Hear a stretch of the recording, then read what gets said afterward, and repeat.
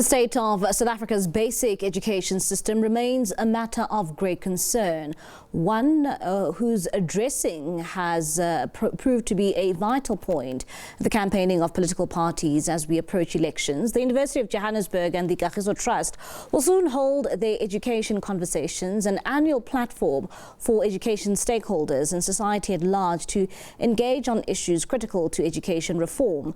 In keeping with the spirit of Africa Month, this year's gathering will focus on preparing African children for the challenges of the 21st century. And for more on this, we're now joined by Head of Education at Kagiso Trust, Sizakele Mphatsoe, and she joins us now via our video link. Sizakele, thank you so much for your time this evening, ma'am. And of course, talking about these annual engagements that you have with the various stakeholders, perhaps just take us through what is the aim of these education conversations? Good evening to you and good evening to the listeners. The aim of these education conversations, we want to inspire the educators and the learners to be able to thrive within the challenges that we are experiencing globally in terms of the changes that are related to the 21st century, especially in our African continent, where most of the resources and some of the most required, like technology, we are still behind, and in us ensuring that they reach these 21st century skills, we therefore need to have these conversations with relevant stakeholders so that together we can see how we resolve this and how we empower them, but also to harness their resilience over the years, especially with the educators, that they deal with the challenges. And talking about South Africa, I mean, some of the challenges that we do know is that we have grade 4 learners in the country who cannot read for meaning. And at the same time, when you zoom into some of the issues facing the country, what would you say are the areas of grave concern that really need immediate attention in our education sector?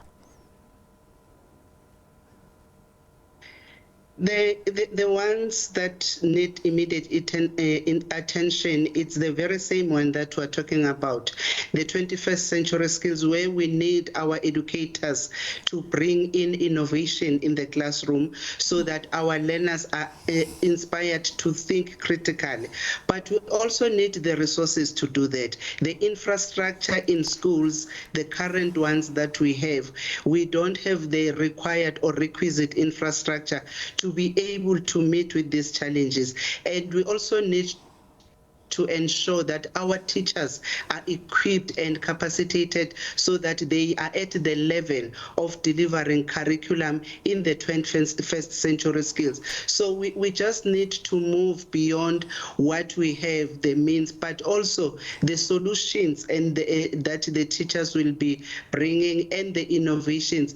We must make sure that we contextualize them within the South African context so that even if we borrow from somewhere, we are able then to make it to be fit for an African child, but also ensuring that these children are able to participate globally or to be competent with their counterparts. Like you have said, the challenges of reading without meaning. We've seen that through these engagements, stakeholders bringing solutions, we've improved as a country, and we believe that if we continue to do that, we will really cover a lot of ground. And staying with the issue of infrastructure issues in the country, or one would also say on the continent, if this is not addressed or not resolved, I mean, can anything be achieved if we don't prepare the African child to play a role on the globe? I believe that we can achieve where we are as a country. We are at the level, like organizations like ourselves, Kagiso Trust, including the partnership that we're having with you and other stakeholders. We are at the level that we know what our challenges and we know what could be the solutions. The only thing that we need to do to strengthen now is our how. How do we then deal with these challenges so that we really make our our learners strive and improve in terms of performance. So part what we're doing in the conversations, we take people who are facing these challenges either in their workplace or day to day. For if you look at the speakers that we have lined up in this week, we have a global teacher prize award winner. We have the South Africa's National Teaching Awards winner, and those are the people that will be sharing their strategies.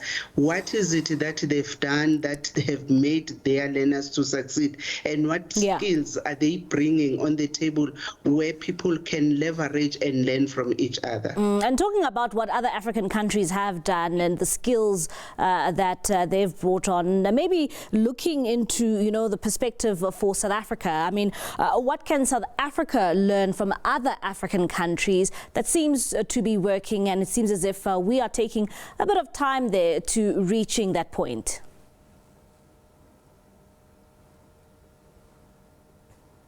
There is a lot that you can. Some of the African countries, let me make an example of Kenya. They have advanced in terms of technology.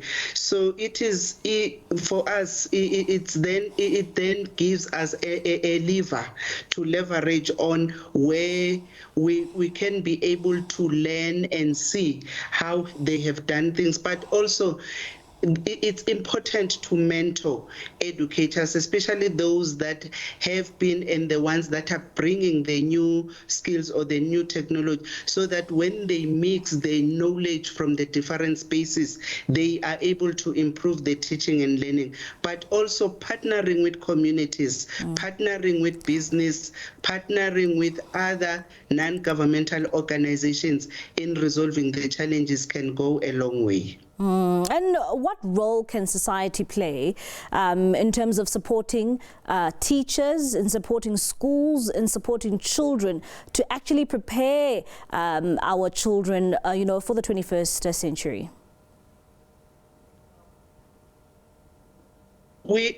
In spaces where we're working, we have engagements with different stakeholders, such as parents, where they can attend to parents' meetings, attend to these parent gatherings or community gatherings, and try to understand where is the education landscape going, what are the things that are emerging or emergent things. Sometimes it does not need the parents to be educated. Their presence and their support and constantly encouraging the children that when you go to school, what is it that you have learned today? Even if you don't even know what the child is telling you on what they have learned, but just being there as a parent, just being there as a community, especially in the rural areas where we are biased, we will have some of the extra classes to try to close the gaps. We always encourage communities and parents to take part in that. Maybe they can just come, clean the school, cook children, just do something that will make the child see this education is not only important to me, but it is also important to our community and the society at large. We, as Kagiso Trust, we align with the proverb that says it takes a village to raise a child, and we believe that as stakeholders, as government, as business, we are that village. All right, Sizakele, thank you so much for your time, ma'am, here on SABC News this evening. That is Sizakele Mphatsoe. She is the head of education for Kagiso Trust. They're talking about preparing the African child for the 21st century.